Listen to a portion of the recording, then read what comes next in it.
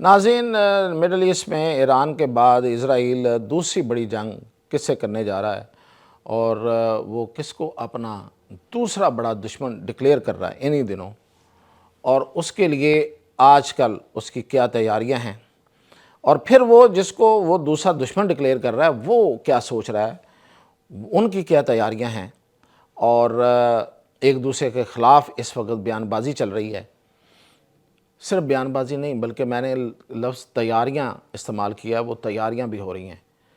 تو وہ کس لیول کی ہیں اور کون سی جنگ ہے اور کیسے ہو سکتی ہے، اور دونوں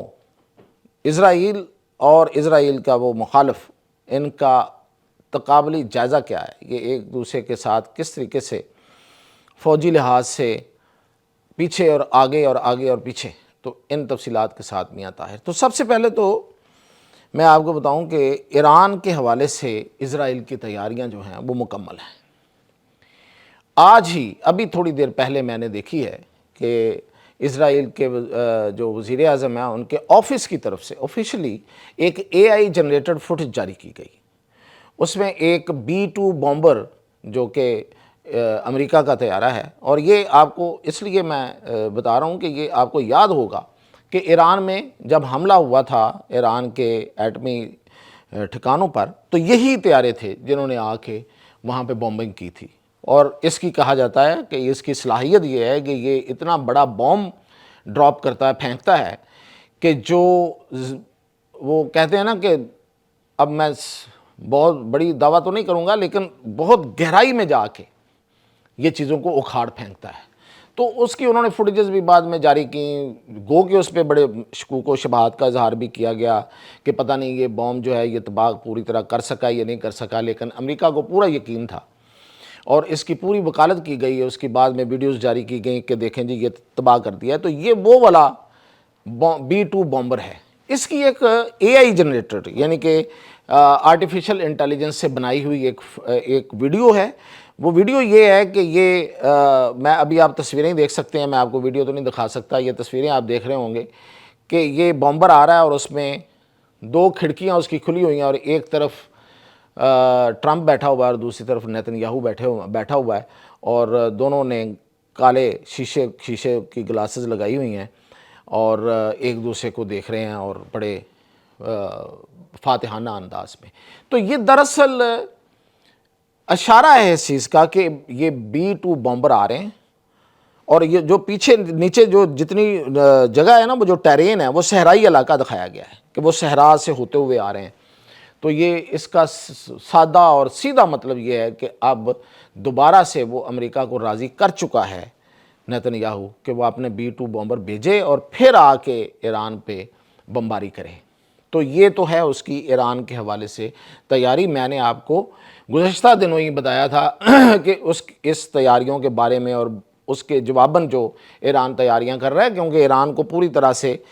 پتہ چل گیا، سگنل مل گیا ہے کہ وہ اس کے خلاف کارروائی کرنے والا ہے۔ لیکن اس کے بعد، اور بلکہ اس کے بعد کیا، اس نے وہ تیاریاں بھی شروع کر دی ہیں، وہ ہے کہ وہ ترکی کے خلاف جنگ چاہتا ہے اسرائیل، اور وہ جنگ کا میدان جو ہے وہ ہے سائپرس، جسے کہتے ہیں قبرص۔ قبرص آپ کو پتہ ہے کہ یہ وہ علاقہ ہے جو یونان اور ترکی کے درمیان ایک متنازع علاقہ ہے، اور یہ قبرص جو ہے اس پہ 1300 سال ترکی نے حکومت کی ہے۔ جو ترک خلافت تھی اس وقت یہ ترکی کے زیر اثر رہا ہے۔ اب یہ جو دو حصوں میں یہ تقسیم ہے اس وقت، ایک یونان کے پاس ہے اور ایک جو ہے وہ ترکی کے پاس ہے۔ اب یہ جو ترکی کے پاس ہے وہاں اس نے جنگ چھیڑنے کا ارادہ کر رکھا ہے، اور یہ چاہ رہا ہے کہ جو تو اس کے پاس ہے یونان کے پاس، اس پہ تو تقریباً اسرائیل کا قبضہ ہے۔ اس نے سافٹ کو کر لیا ہوا ہے، وہاں پہ جا کے اپنے دفاتر بنا لیے ہیں، اپنے سیناگوگ بنا لیے ہیں، جو جسے ان کی عبادت خانے ان کو سیناگوگ کہتے ہیں، وہ بنا لیے ہیں۔ وہاں پہ جا کے ان کی مذہبی ٹریننگ ایوری تھنگ وہاں ہو رہی ہے۔ آپ سمجھیں کہ جس طرح اس نے فلسطین پہ قبضہ کیا ہے، دوسرا قبضہ اس نے سائپرس پہ کر لیا ہے جو یونان کے پاس ہے۔ اب وہ یہ چاہتا ہے کہ جو ترکی کے پاس ہے وہ بھی حاصل کرے۔ اب اس کے لیے ابھی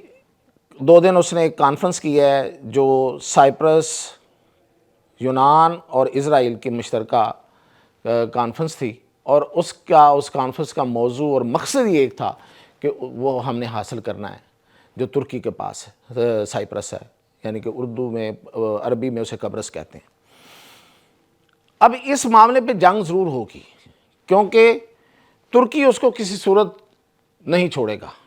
وہ ترکی تو بلکہ دوسرے حصے پہ بھی دعوے دار ہے، کیونکہ وہ اس کے پاس رہا ہے، اور اسرائیل جو ہے وہ ہر صورت اس سے پنگا کیوں لینا چاہتا ہے؟ کیا صرف قبرص حاصل کرنا؟ نہیں، ایسا نہیں ہے۔ اصل پرابلم یہ ہے کہ جو ترکی ہے وہ فوجی لحاظ سے اس خطے میں سب سے مضبوط اسلامی ملک بن گیا ہے۔ نیوی میں اس کی طاقت اب تقریباً آپ سمجھیں کہ اس خطے کی حد تک تو ناقابل تسخیر ہے۔ اس نے نیوی میں آپ دنیا کا جو بڑا بیڑا ہے، 300 میٹر کا لمبا بیڑا، وہ اس نے بنا لیا ہے۔ پھر ڈرون ٹیکنالوجی میں وہ اتنا آگے نکل گیا ہے کہ شاید ہی کوئی ملک اس کے قریب پہنچ سکے چائنا کے علاوہ۔ اور پھر اس نے ایک ڈرون فائٹر جہاز ایسا بنا کے اس نے تجربہ کیا ہے کہ جناب وہ دنیا حیران رہ گئی ہے کہ بغیر پائلٹ کے جہاز، فائٹر جہاز اڑتا ہے اور اسی طرح ساری جنگ لڑتا ہے جس طریقے سے F-16 لڑتا ہے۔ F-16 کے ساتھ انہوں نے اس کا مقابلہ کر کے اس کا مظاہرہ دکھایا باقاعدہ۔ تو اس کے علاوہ میزائل ٹیکنالوجی میں بہت آگے ہے، اور پھر یہ کہ وہ طیارے بنا رہا ہے خود سے، جو کہ مطلب 5th جنریشن طیارہ کان جو ہے، میں نے آپ کو کئی دفعہ اس کی تفصیلات بھی بتائی ہیں، اور سو اینڈ سو آن۔ انہوں نے اس کے علاوہ مطلب یہ کہ ایئر ڈیفنس سسٹم اور سب کچھ اپنا بنانا شروع کر دیا ہے۔ پھر ترکی کی ایک اپنی ایک تاریخ ہے، اس کا ایک فخر ہے، اس کا ایک افتخار ہے اس کا کہ ہم نے پوری دنیا پہ حکومت کی ہوئی ہے۔ وہ ایک قوم ہے، وہ ایک نسل ہے، اور اس کے علاوہ ایک بڑی معیشت ہے، اور پھر ان پہ جو اس وقت حکمران جماعت ہے اس کے جو مطلب عزائم اور اس کے جو نظریات ہیں وہی ناقابل شکست ہیں۔ تو یہ سب کچھ مل کے ترکی ایک بڑی طاقت بن گیا ہے، اور اسرائیل جو ہے اس کو اب اس سے خطرہ محسوس ہونا شروع ہو گیا ہے، اور اسے یہ پتہ ہے کہ اگر ترکی کو اس نے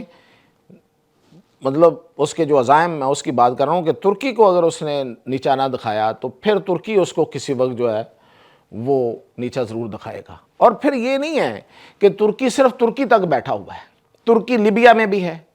ترکی سوڈان میں بھی ہے، ترکی صومالیہ میں بھی ہے، ترکی بحیرہ احمر میں بھی ہے،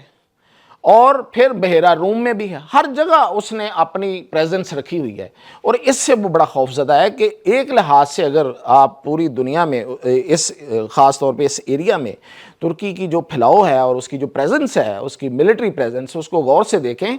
تو دراصل وہ اسرائیل کا گھراؤ کیے ہوئے، تو وہ اس بات سے خوف زدہ ہے، اور اس وجہ سے اس نے اب آپ کو میں مطلب پہلے بھی میں نے آپ کو خبر دی تھی کہ اس نے باقاعدہ واشنگٹن کو یہ پیغام رسانی کی ہے، اور بڑا کلیئر کٹ پیغام دیا ہے کہ F-35 کسی صورت ترکی کو نہیں ملنے چاہیے۔ امریکی جہاز ہیں، جدید ترین جہاز ہیں،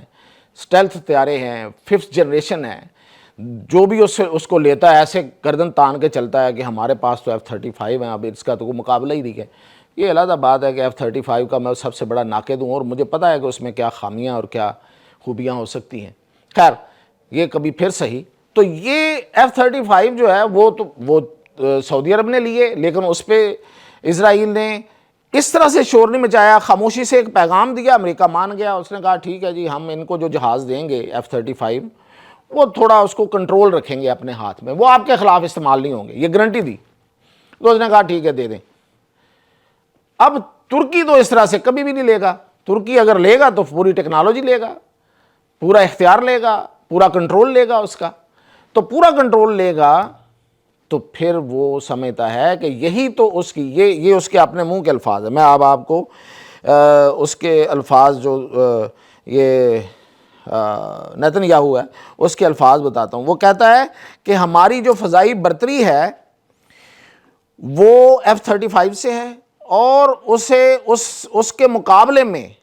کوئی طاقت حاصل کرے یہ ممکن نہیں ہے، یہ ہونے نہیں دیں گے ہم، یعنی کہ ہم F-35 لینے نہیں دیں گے۔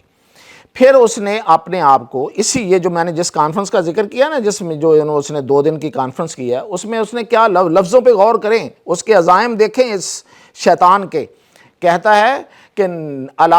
جو اسرائیل ہے وہ علاقائی طاقت ہے، صرف علاقائی طاقت نہیں ہے، یعنی کہ ریجنل پاور ہی نہیں ہے صرف، بلکہ وہ کہتا ہے کہ کئی لحاظ سے وہ عالمی طاقت ہے۔ آپ مطلب اس کے عزائم اور اس کے آگے بڑھنے کے اور وہ جو اس کی شیطانیت جو ہے اس سے واضح ہوتی ہے۔ تو اس کے مقابلے میں پھر اردوان نے بھی ایک وہاں پہ جواب دیا ہے۔ اس نے کہا ہے، غور سے سنیے گا لفظ، اس نے کہا تاریخ گواہ ہے کہ ہم پناہ گاہ ہیں، ترک، اس نے کہا ہم ترک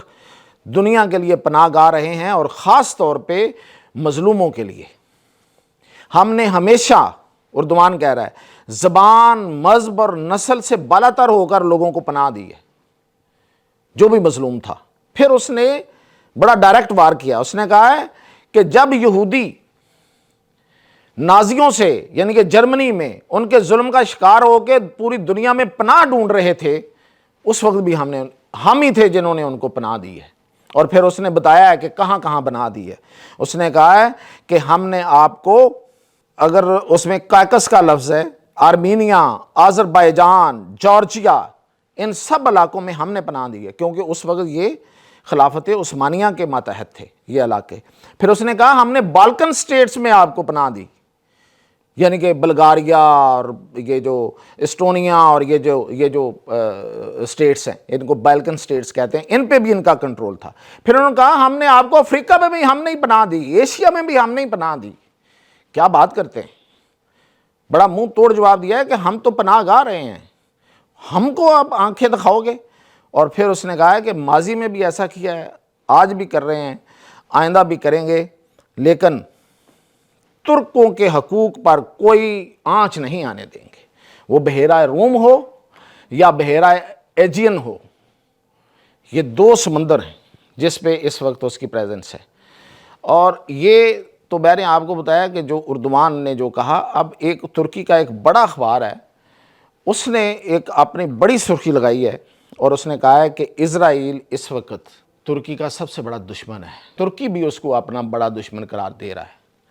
تو اس لیے ان ساری، اگر آپ دیکھیں یہ جو میں نے بیانات اور یہ ساری تیاریاں، اس کے اگر آپ جائزہ لیں تو دراصل یہ ایک بڑی جنگ جو ہے وہ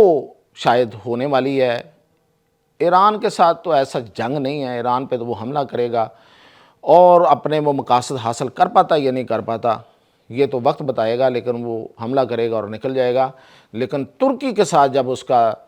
اگر وہ اس کا پڑتا ہے، پنجے سے پنجہ ہوتا ہے، تو پھر ترکی اس کو سبق سکھائے گا۔ تو یہ تھی اب تک کی اپڈیٹ۔